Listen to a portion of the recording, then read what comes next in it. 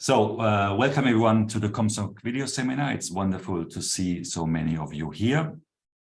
We have two exciting talks lined up for you, but before we go there, we have an exciting announcement. And I'm going to ask Reshef, who is at the film festival in the desert, to unmute himself and tell us in his role as a member of the steering committee of the COMSOC workshop what's been happening. Reshef. Thank you, Ulle.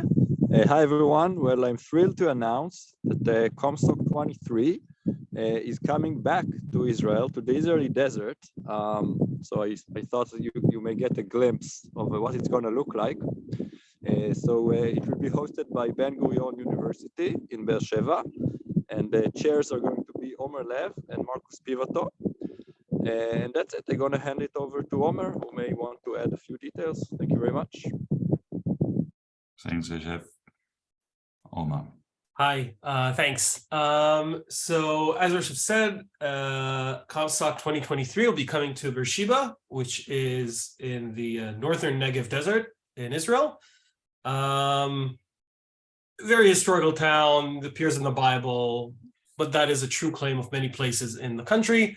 But in any case, it is basically an hour and a half from anywhere else, both academically and touristy, you would want to look into. We don't yet have dates. We're still waiting to know the dates, for example, for EC, in order of us to schedule the dates for the workshop that won't disrupt other conferences. But hopefully once we have all these dates, we'll be able to set dates and announce them. We also hope to have at least an excursion to one of the things to see in the nearby area. There's some geological things which exist only in the Negev desert. There are some other sightseeing stuff fairly nearby. So we're pretty excited to host this, to bring this to Ben Gurion. I know some people were waiting to visit Israel for COMSOC 2020, and that didn't happen due to COVID. But hopefully this year it'll happen, and we'll be delighted to host everyone here. And Marcus, if you have anything you want to add. I have nothing really to add. You've said everything, Omer. So we hope to see you all next summer in the Negev desert. So that's great. All right, thank you very much. So I'm definitely looking forward to that.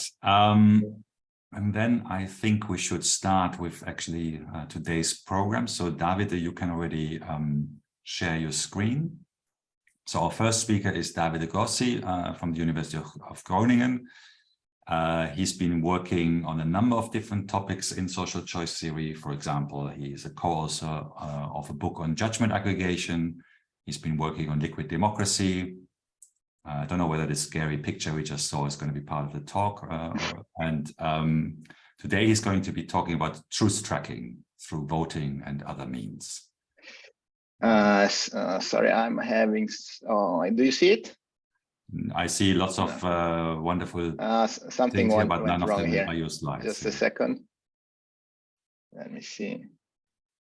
So maybe I'll take the time to explain how we do things. So if you have a question for the speaker, then there will be time at the end, 10 minutes to ask them, but you can already, during the talk, type in questions into the chat, and I'll show you how right now. So you just type your question, you prefix it with the word question, so it's easy to find, so that all the other conversation that's going on at the same time is easy to distinguish from the actual questions. And sometimes there are co-authors in the room, and they might already respond to the question while it's happening. So if you're ready, Davide, then let's go. It looks good now on my side. Is that the same for you? Yeah, very good. Okay. So thanks, Ulle, for the introduction. Thanks for also to Dominic and you two for inviting me to give this talk. In fact, it's a good occasion. It was a good occasion for me to take an old project out of the drawer. That's something I started with Stéphane Airiau when I visited Paris Dauphine a couple of years ago. And it's a project I pushed further thanks to also a master student here at the University of Groningen. So that's Kees Dupuis. So I will be talking about juries and markets. So I will be trying to build a bridge between elections and information markets from an epistemic social choice perspective. So that's a bit the message of the talk. So let me start. We have, as usual, a group of agents. These agents have to take a collective decision, A or B. Suppose that A or B, both A and B have the same prior probability. So we're in a very simple setting. These agents can carry out experiments. So they can carry out an experiment and obtain a signal about the state of the world, either A or B. And that signal has a certain quality. So about 0.5. They use this signal then to create a posterior belief by Bayes' rule. And that, if the whole group does that, we end up with a profile of beliefs. Okay.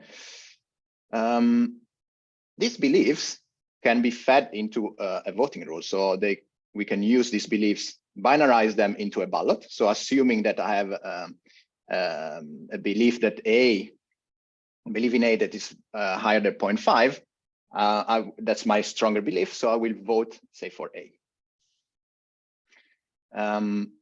We create a ballot like this, and by processing this ballot, so by voting, we can get to a collective decision.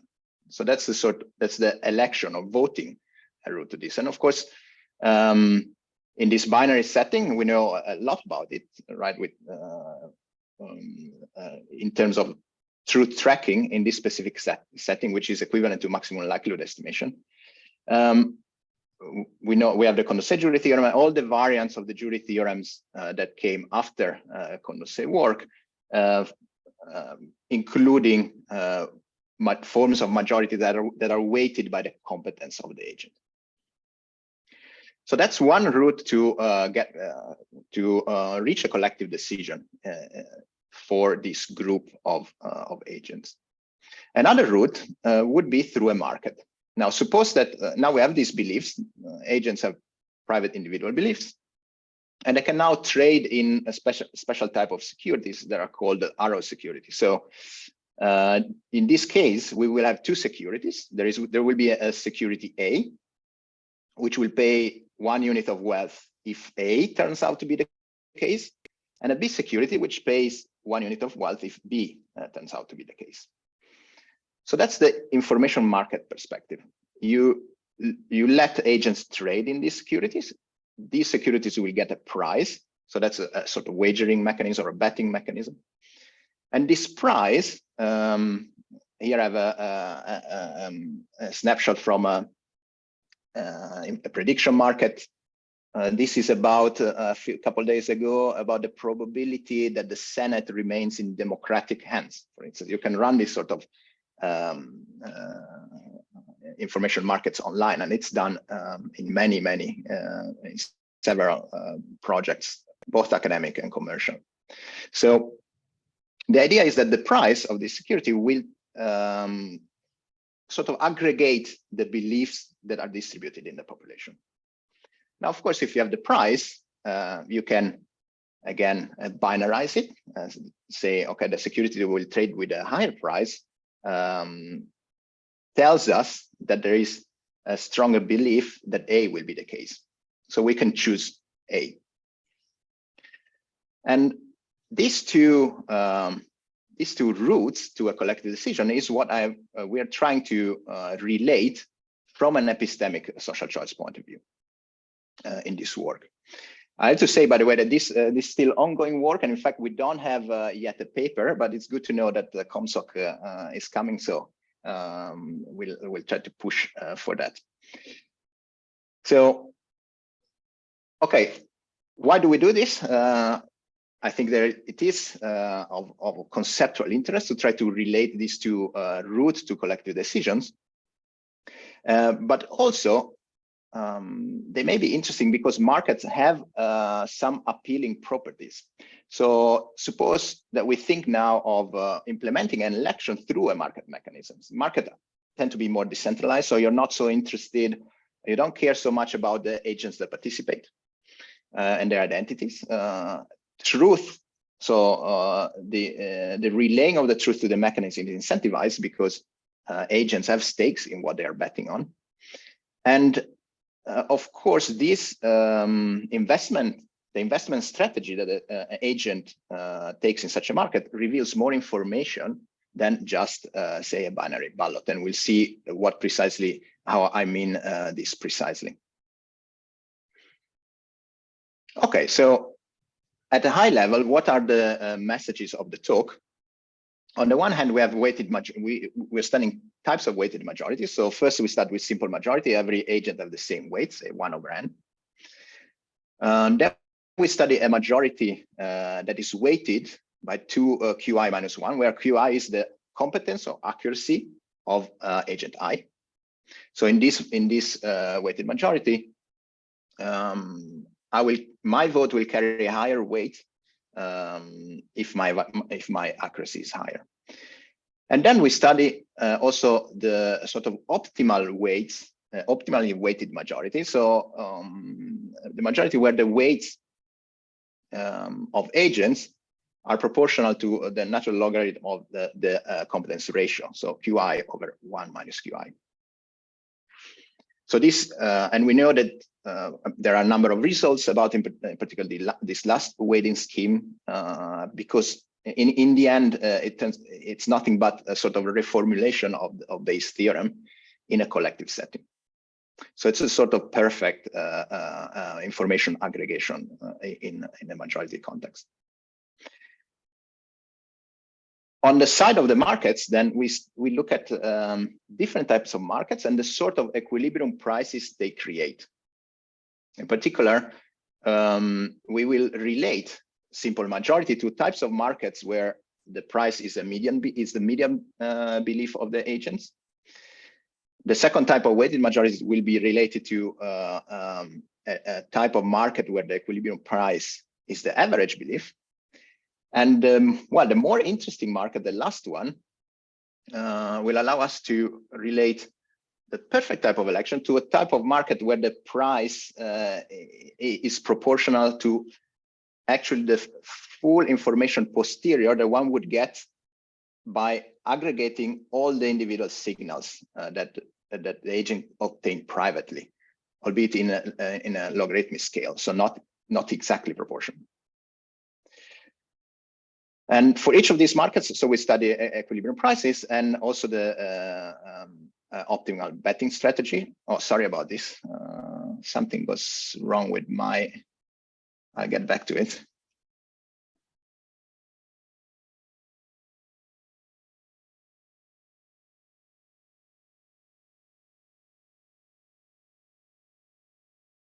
Okay. So just I mentioned the equilibrium price equal to median belief. You'll see that it's actually a bit more, bit weaker than that. So sometimes we have an infinity of prices that are around the median that are still in equilibrium. And as such, with together with the prices, of course, we study also the sort of optimal betting behavior by the agents.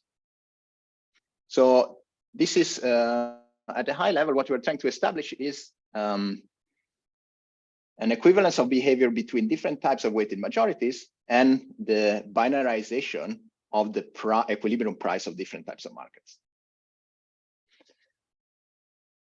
Okay, so what is the market model? What are the market models that we study? They're very abstract and, of course, very simplistic in many respects. So we assume that there are two securities traded, so and that agents invest in at most one security. They may also not invest in anything if their typically if their belief equals the price of the security. Prices balance pay in and pay out. So the idea is that the market does not make any profits and also doesn't incur any losses. So every time the market sells an A security, it sells also a B security. That's because if I will pay for A, I should fund that paying through the opposite bets. Agents optimize in without considering their influence on the price, so they're so-called price takers. And this and we will be looking at two types of utilities. So traders or bettors that are naive, and we'll explain what I mean with that, and a special type of bettors that are known as Kelly bettors in the information market literature. So the type of equilibrium we study is what is sometimes called competitive equilibrium. Okay, so what are the utilities? This is a formula for the expected utility of a naive bettor. So how do we read it? So this SI is the fraction of wealth that an agent invests in a security of type A. So if P is the price, SI divided by P will be the what I win from those securities if A turns out to be the case. From minus how much I invest, plus 1, which is the endowment I start with. So that will be the wealth I have in the case in which A turns out to be the case, and I have invested SI in A securities. If I lose, I just what I'm left with is wealth equals 1 minus SI, so minus my investment. And those are the two beliefs, of course. So this gives me the expected utility if my utility just equals the amount of wealth I end up with after the bet, after the market closes. So this we refer to as naive bettors. Kelly bettors do so. If you think of intuitively what a naive bettor does is, okay, we are in this situation. If my belief for A is above 0.5, then I will invest everything I have into that. That will maximize my my utility. That's nice for one shot. If you keep doing that, of course, and you keep investing everything you have in subsequent bets, you have a high chance of course, losing everything. So that's where the idea of Kelly betting comes in. So that comes actually from an old paper from 1956. And the idea is that you take the natural logarithm of those quantities. And that's been proven to maximize the accrual of wealth over time. Okay, so it's a perfect bet in that respect. So and that's why we study these two. We study markets by making the assumptions that agents behave either as naive or as Kelly. Okay, so what do we get out of this? So I'll give you two theorems to start with. The results we look at are essentially it can be summarized through commutative diagrams of this type. So you have a belief profile, bold B. You binarize it. You apply simple majority, and you get an outcome. That's the down route. The up route is I take an information market with naive bettors. This will give me a price that is the median or close to the median. If I binarize the median, I get the same result. So why is the price the median? It's fairly intuitive to see this. So suppose I have my agents and I order them by the strength of their belief. Suppose that I have 3 agents that I believe stronger than 0.5. At that point, the price will be unbalanced. And the market wants to balance price between in order to balance pay in and pay out. So I need the price in equilibrium will have to be higher than 0.5. I actually split the number of agents that invest in A and the number of agents that invest in B. So this is the sort of a very simple correspondence between majority voting and a specific type of markets with naive bettors. For markets with Kelly bettors, what we get is this. We get the same sort of commutativity diagram, commuting diagram. And the difference is, of course, that in this case we have we can show that the equilibrium price in a Kelly market, when binarized, it will give me the outcome of a weighted majority vote, where the weights are proportional to QI minus 1, where QI is accuracy or competence of voter I. The interesting thing to notice here is that while if I vote through a weighted majority, I have to get information about the competencies of the agents, I don't need to do that through the market. So in a sense, I get that information for free. And I should say that the fact that this the price of the Kelly market equals average belief is a known fact that comes from the literature. So we just put this in a broader context. And as I said, competencies don't need to be elicited through the market. Actually, the price contains that information in a sense. Okay, then I move to markets for perfect elections. So I give you the intuition on how that works. So suppose that we are in we fix artificially the price of a security at 0.5. A Kelly vector optimal strategy that would be plotted on the y-axis, while the x is the strength of the belief, would be to be I minus 1, where bi is the belief of the agent.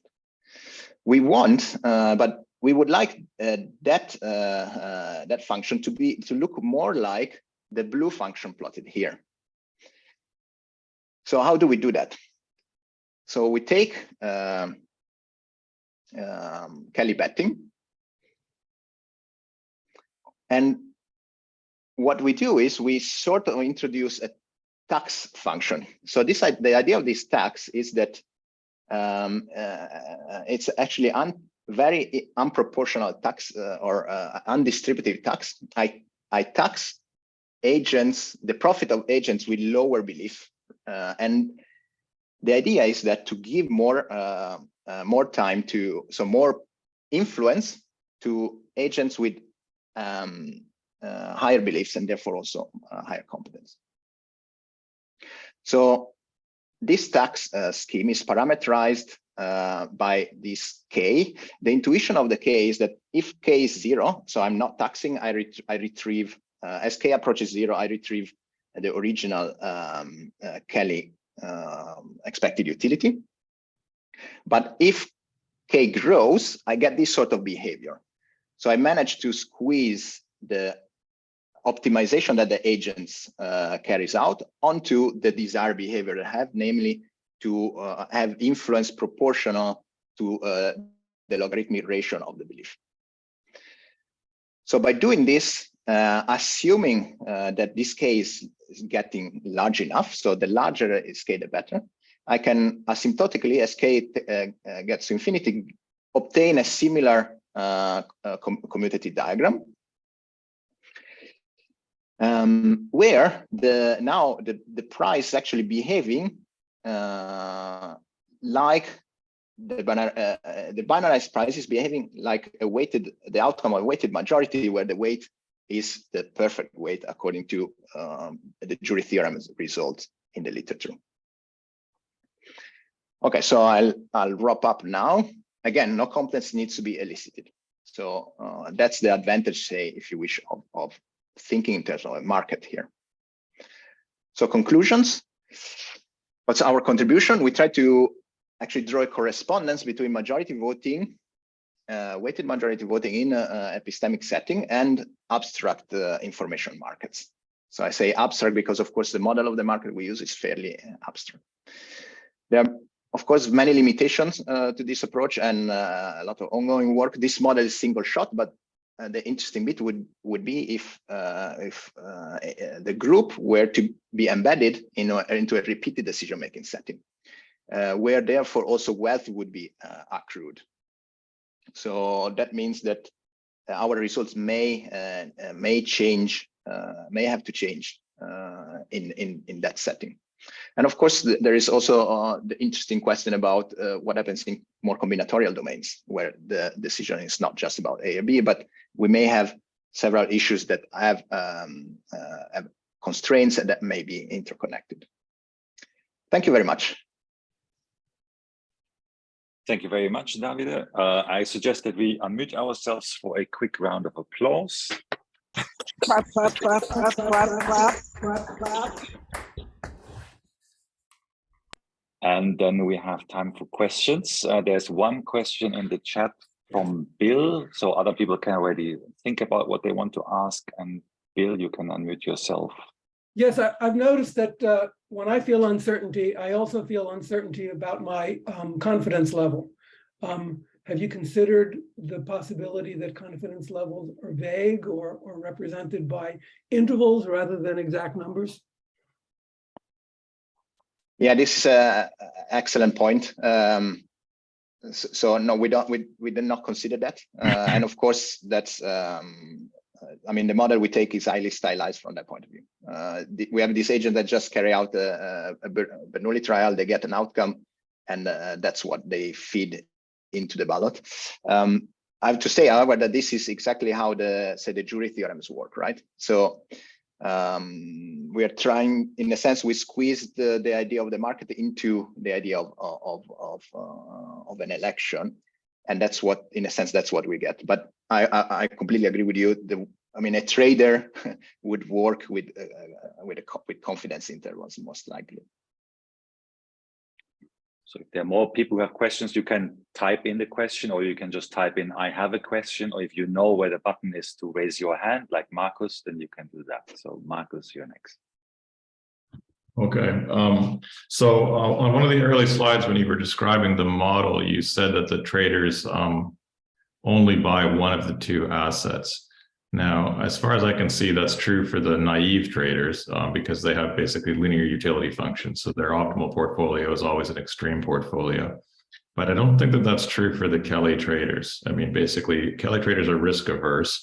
And so they're going to maximize utility by hedging their bets between the two assets. Is that not the case? Or did I misunderstand something? No, I think you're making a good point. That's an assumption that we make. My guess would be that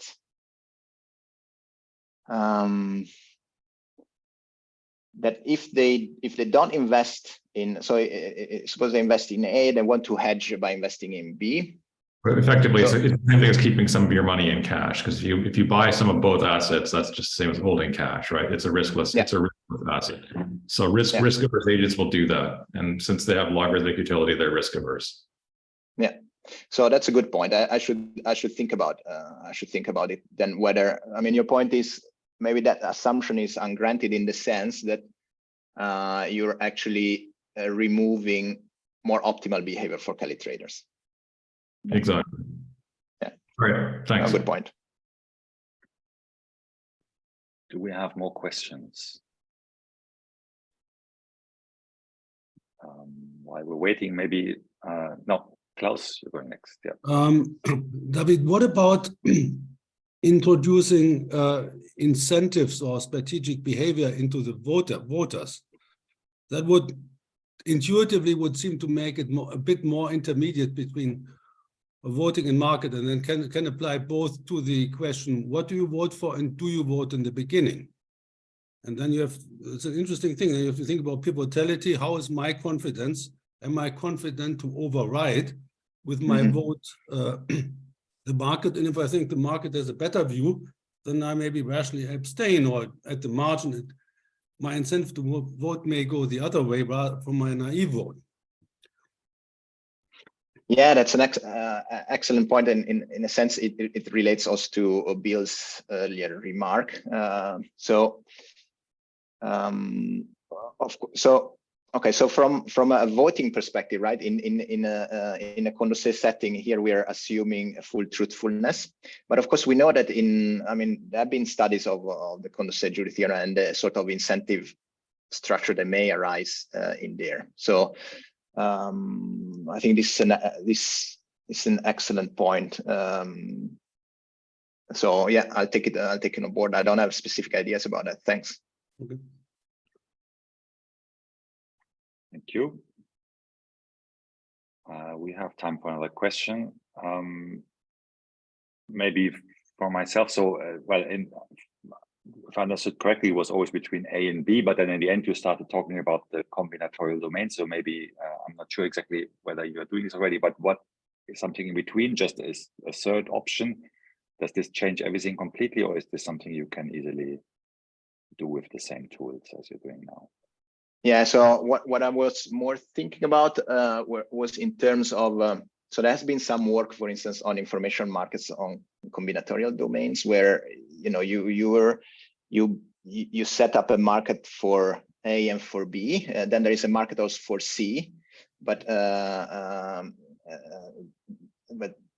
the three issues are interconnected. So if A, B realizes, C should also be true.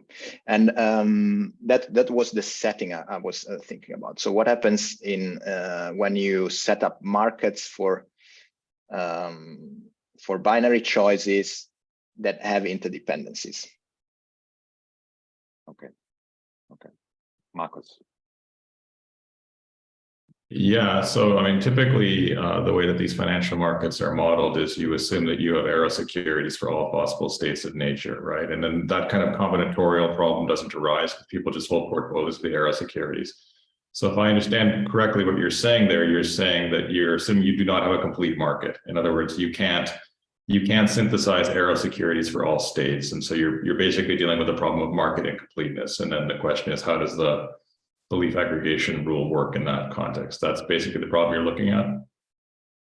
Yes, I think expressed in an economically sound manner. Yes. So thanks, Marcus, for making that for preparing that for me. Yes, I think that's exactly what I was thinking about.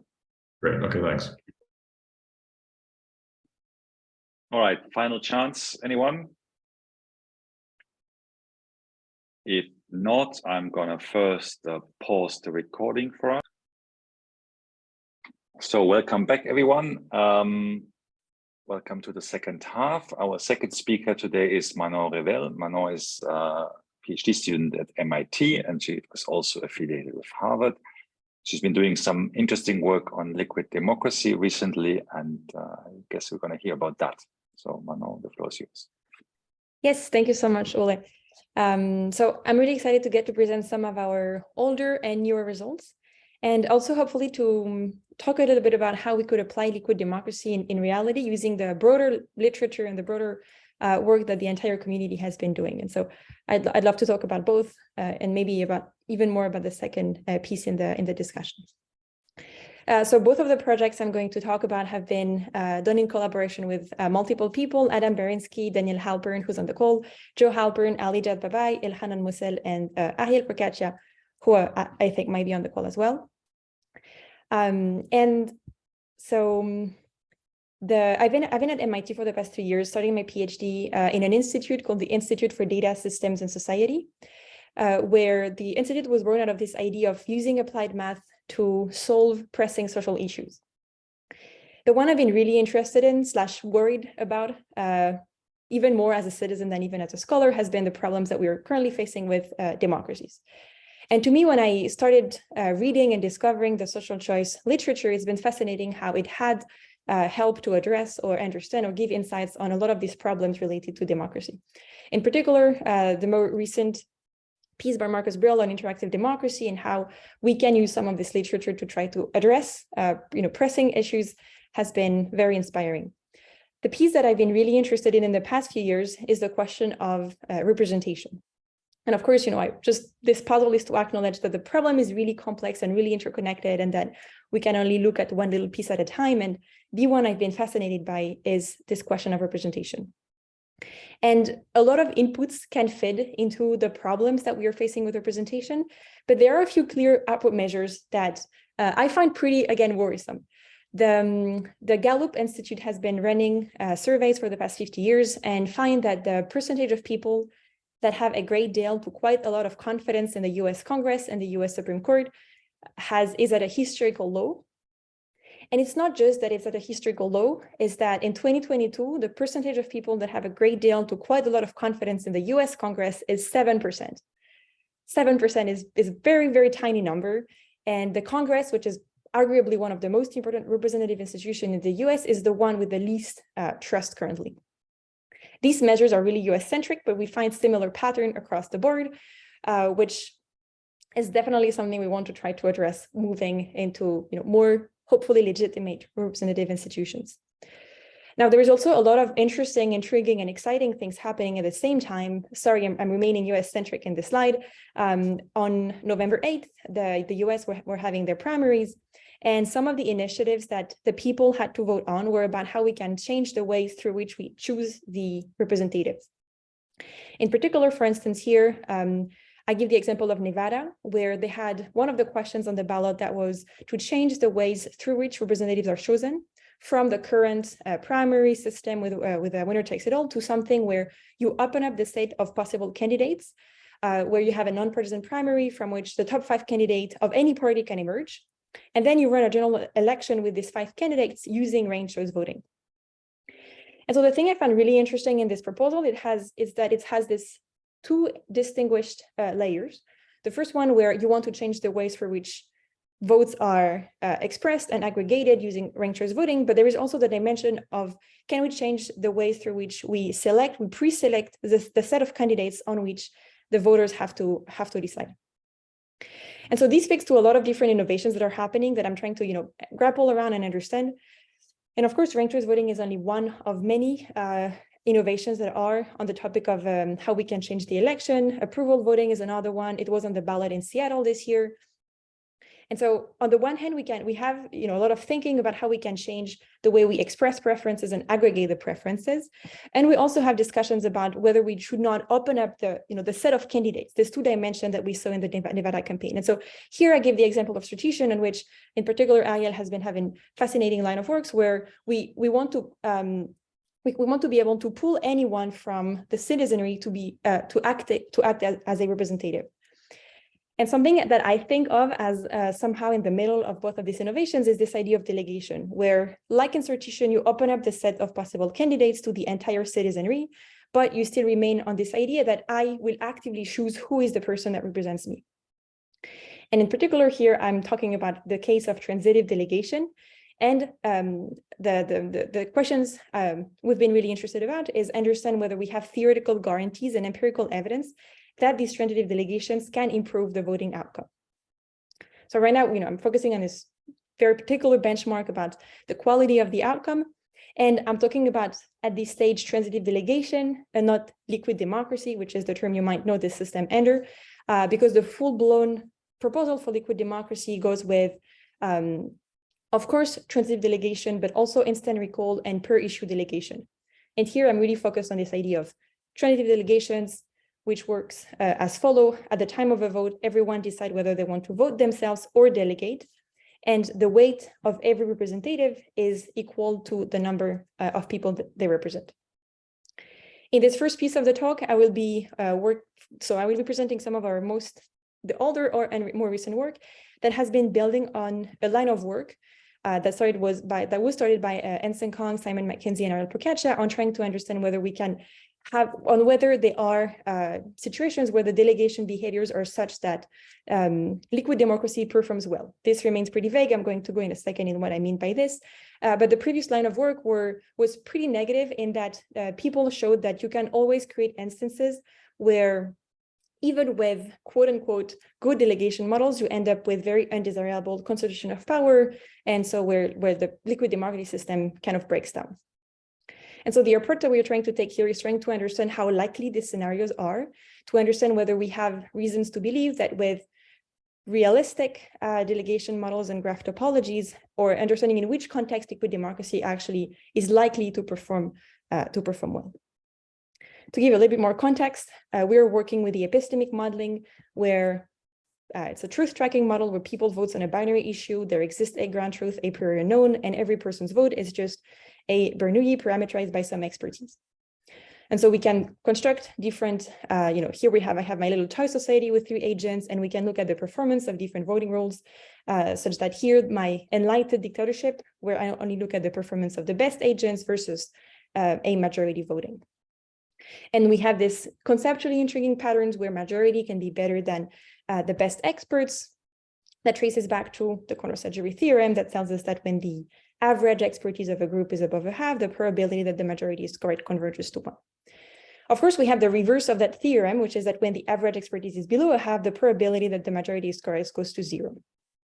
And at a time where the engagement of voters is not super high, There is also activist information. We might wonder whether we're not in a moment where the average expertise is within this half plus or minus epsilon, but being just one regime or the other can have pretty dramatic consequences on the output of the vote.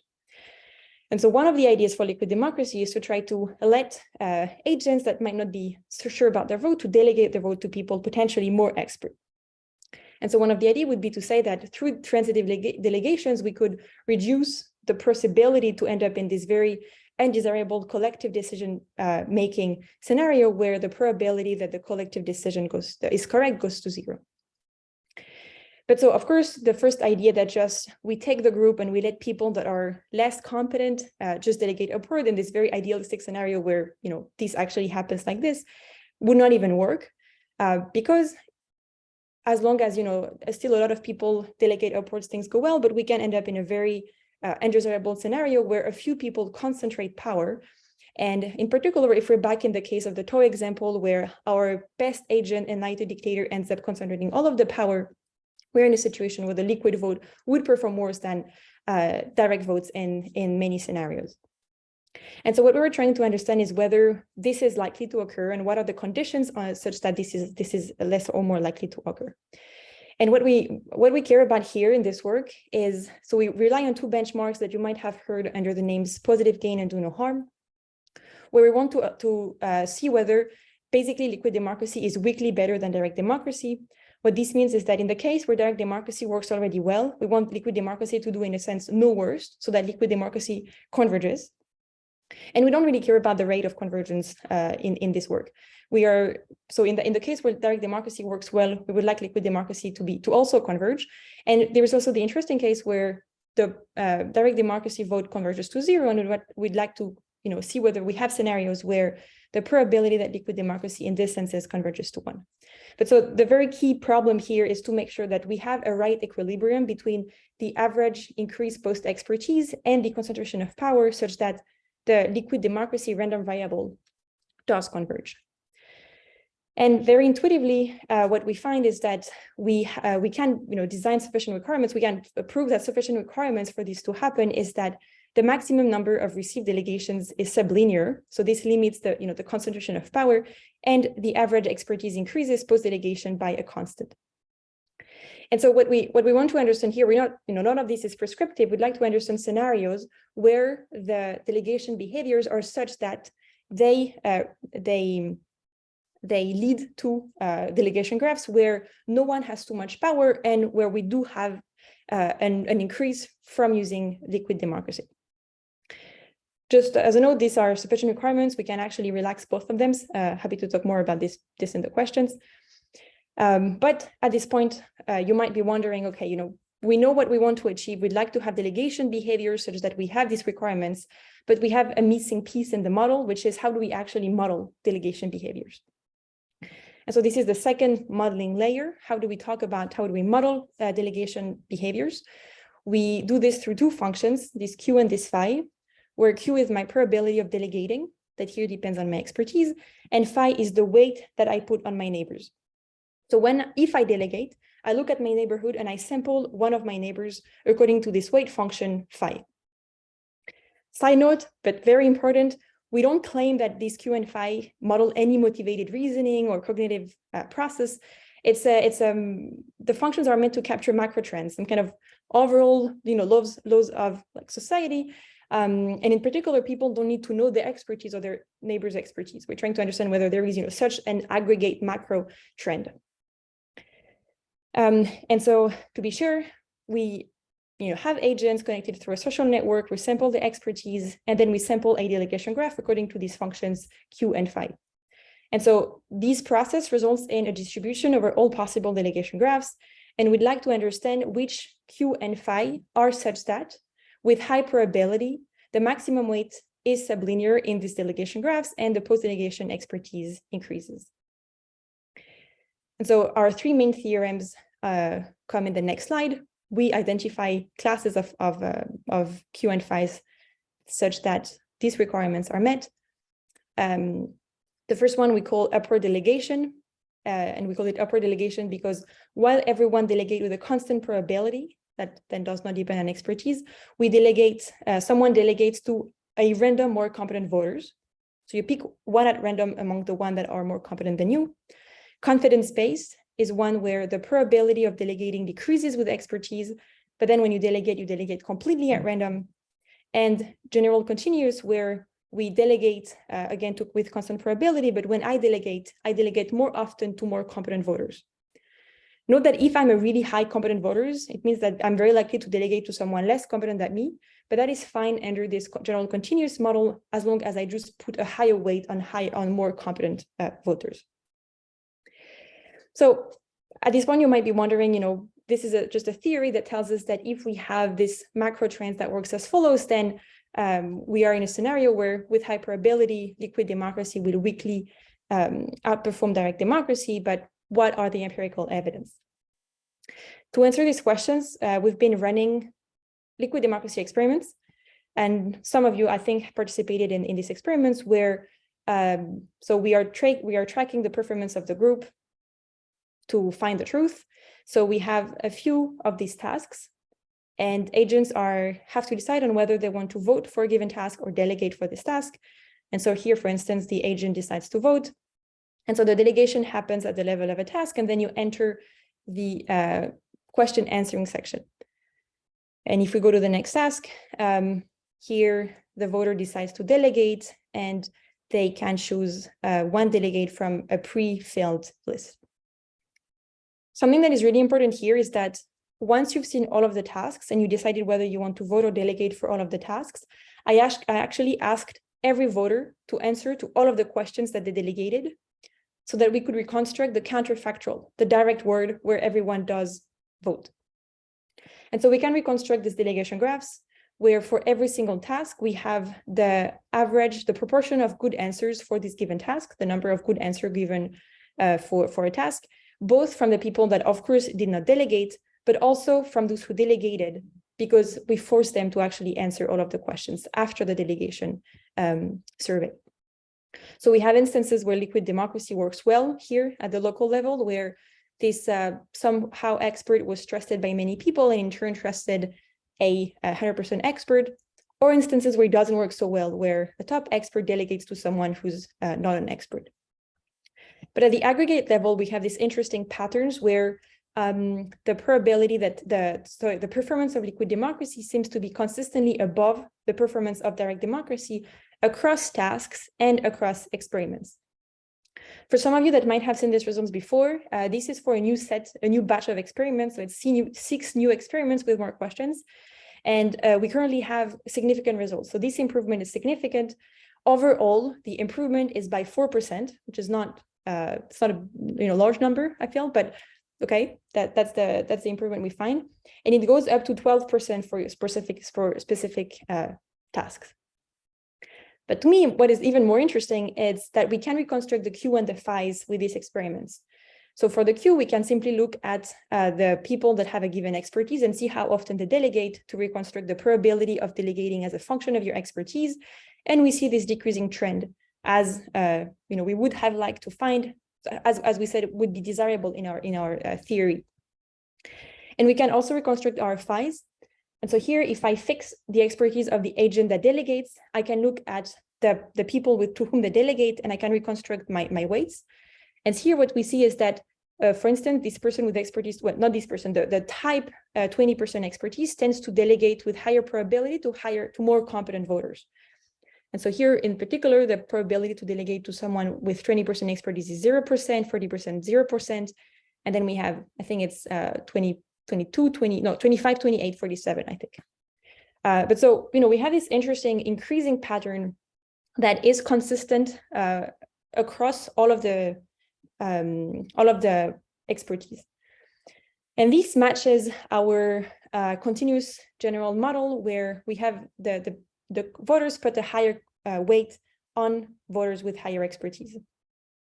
And so very interestingly, our experiments end up finding that the macro trends do fit into the model categories that we had that guarantee that liquid democracy weakly outperforms direct democracy.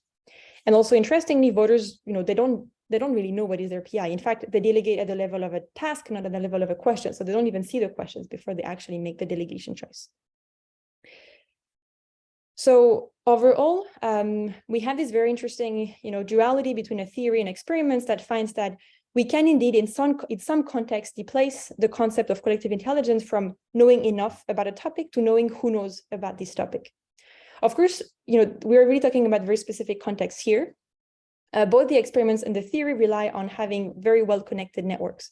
And so we don't know exactly how this would generalize in other setups, but interestingly, we find some contexts where liquid democracy does seem to have a positive impact on collective decision-making. I would like to spend the last few minutes talking about problems that go beyond the problem of concentration of power in liquid democracy, which obviously is an important one and has been fun to research, but there is a lot of other problems when we want to think about the potential real-world impacts of liquid democracy in the real world. One big problem, or two big problems, are that of cycles and abstention. What if voters are in a cycles, or what if a chain ends up to someone that actually does not participate? And so this can have pretty big impact in terms of the explainability of the voting rule. Would people just be okay to have their vote not counted? Probably not. And so these spark really interesting research directions where researchers propose that instead of just naming one person, we can rank delegations, or we can just express some more interesting or expressive delegation ballots, so that in case where my first delegation ends up in a cycle or in an abstention chain, then the central planner can just reallocate my votes. But of course, this poses a set of new questions in terms of if now I have a ranked delegation, how should the central planner decide on what is the outcome? And can it be that my first choice gives my vote to someone really far from me in the social network, while my second vote ends up to someone closer? And so how do we assess these questions of how do we aggregate these more expressive ranking ballots? There's also another proposal to look into this iterative delegations, where maybe I can just, if I see that I'm in a cycle, I change my vote, which again poses new sets of issues. What if there is no stable equilibria and people just keep delegating? Another problem in iterative delegations is that of transparency, the trade-off between transparency and privacy, and the fact that iterative delegations can become gameable. Another direction can be to look into what incentivizes voters' participation, and the more of the rationale there, with both positive and negative results on this, where it might be undesirable to actually accept more delegation by Schelling's paradox. And so my point by talking about this is to see that we have a few very practical problems that have a lot of solutions that themselves create new types of problem. And so, and let me just cite maybe two more.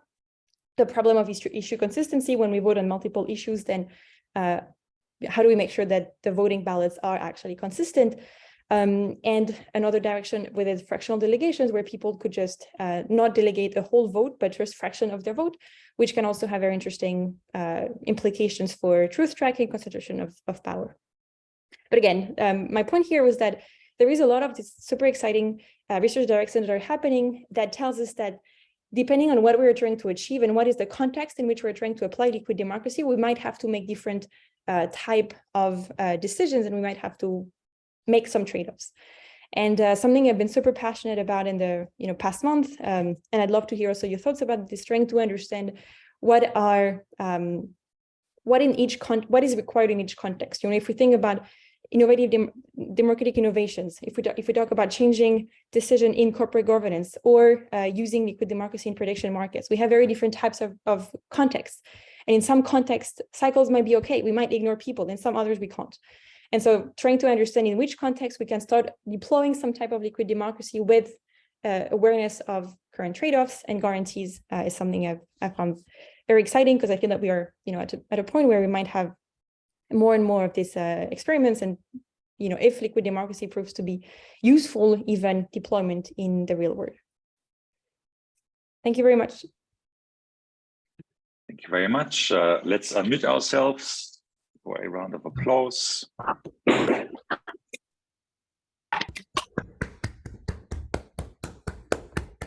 Thank you. So if there are questions, you can raise your hand. You can type into the chat that you have a question.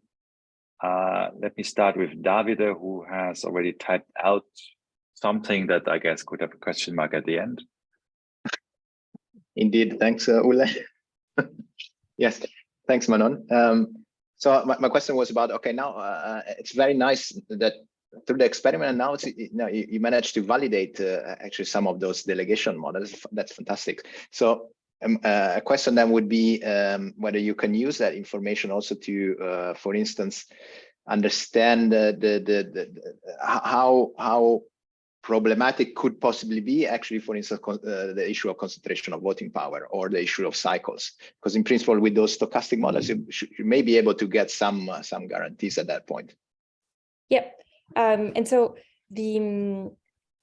so we can track the the distribution of weights that agents get over all of the different delegation graphs that we have, or the number of cycles that we have, and both of them in that very specific context behaves well, in that it does again match the theory. So in particular the cycles, our theory also relies on the fact that cycles are unlikely, and across, so at this point it's, I don't know, I think across all of the tasks, experiments and questions we have, across all tasks and experiments we have maybe about 100 delegation cycles, 100 delegation graphs.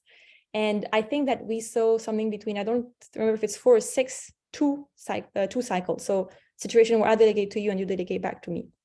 So we do find that cycles are in this specific context unlikely, which doesn't mean that in other contexts it won't be. So, we still have a lot to understand what is the cognitive behavior or process that makes it people delegate. But in this specific context, the macro trends seem to fit with the theory.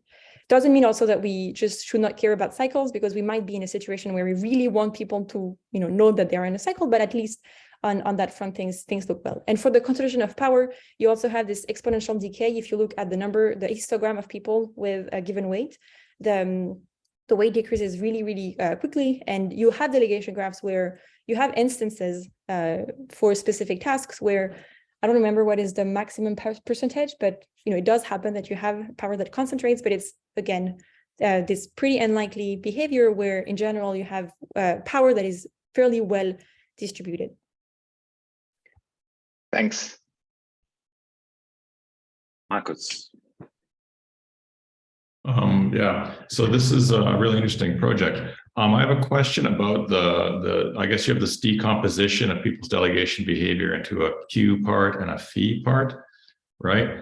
Which then you calibrate using empirical data. So the Q, if I understood correctly, basically Q describes my probability of delegating at all, and then phi describes kind of like the competency of the person I'm going to delegate to, or something like that, right? Or all right. So, and the Q function depended only on my own reliability, my own ability level. Is that correct? In the way we set it up, yes. But so yeah, okay. Right. So yeah, so that's basically my question, because it seems to me that, my decision to delegate is going to be determined both by my beliefs in my own competency, but also my perception of the competency of my peers, right? So, I might think that like I have a very low level of competency in some area, but if I still think I'm like smarter than everybody else in the room, I'm not going to delegate, right? Whereas conversely, if I have a very high level of competency, but I have a friend who's even more competent, I'm going to delegate to that person. So it seems that Q should be a function both of my competency and the perceived competency of my peers. Does that make sense? Yeah. So I think that makes sense. So some of the ways through which we could, in the way we define our Q function, we could have that, your Q function could, you could have some kind of indicator function that says that your competence could be, your delegation choices could be depending on your competence based on some aggregate measure of what you believe probably of the rest of the group is. So I think in the ways we've been, especially setting up the experiments, we are under the. So I guess this does. I don't know if I have a good answer to the question, but I guess that this does play a role in the way through which people delegate. We don't really track this, but we do see that we have these aggregate patterns in which delegation behaviors do. So I think there is a map between. Yeah. Right. So I was looking at your regression plots, right? And you've got like there's some kind of fit there, but there's still a lot of variation, right? And so that suggests that maybe with a more complicated model, you'd actually get a better fit to your data, right? That was basically what I was thinking. Okay, so that was my question. All right, thank you very much. Thank you. Klaus. I was wondering whether it would be of interest to contextualize the question of delegation in the sense that there are different ways of using others' information. In particular, the most basic way is just to listen to others and to decide whom to listen to. And that also involves the question of judging the competence, judging your own, judging others.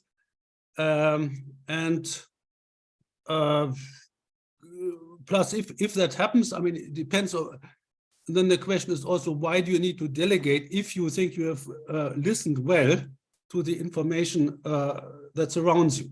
So I think it could be enriching to put that question, delegating versus whatever, listening, other exchanging information, different ways into the context.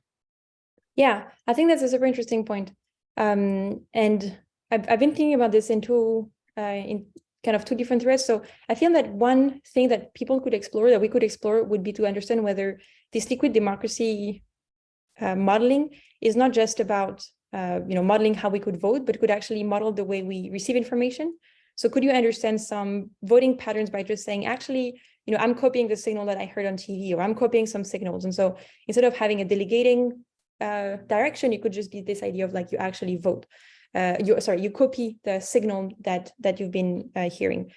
And I know we chatted about this with Davide as well. I think it would be a very interesting direction to understand whether this model, would make sense to understand some behavioral things or trends, behavioral trends.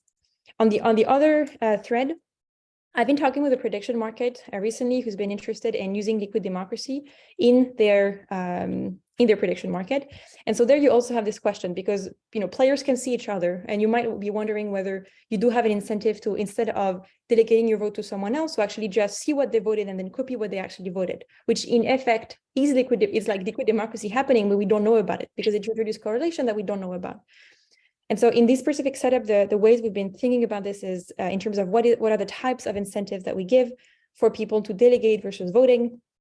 What is the cost of checking every day? Because these prediction periods last for months. So what is the cost of going on the platform every day and checking the people I trust votes instead of just copying their votes? But I think it's definitely a really interesting question, both to understand what are the correlation structures in collective behaviors that we might be able to capture under this idea. And on the other hand, I do think it's a really important problem when we think about liquid democracy in practice. And again, super context dependent, that different types of answers we would depend on where we are trying to apply liquid democracy. And this is where I'm still trying to see what makes sense where. But I think it's a super interesting point. Oh, good. Yeah. Do we have a final question from anyone? Okay, then I think the answer to that question is no. So then thank you very much once more, Manon. Very, very interesting, very nice.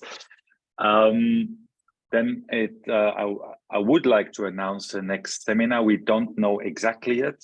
It's almost certainly going to happen on the 9th of December.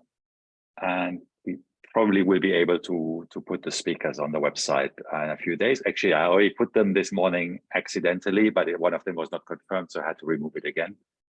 And but we're gonna find out very soon. And then I hope to see you all in December. So thank you very much. Bye bye.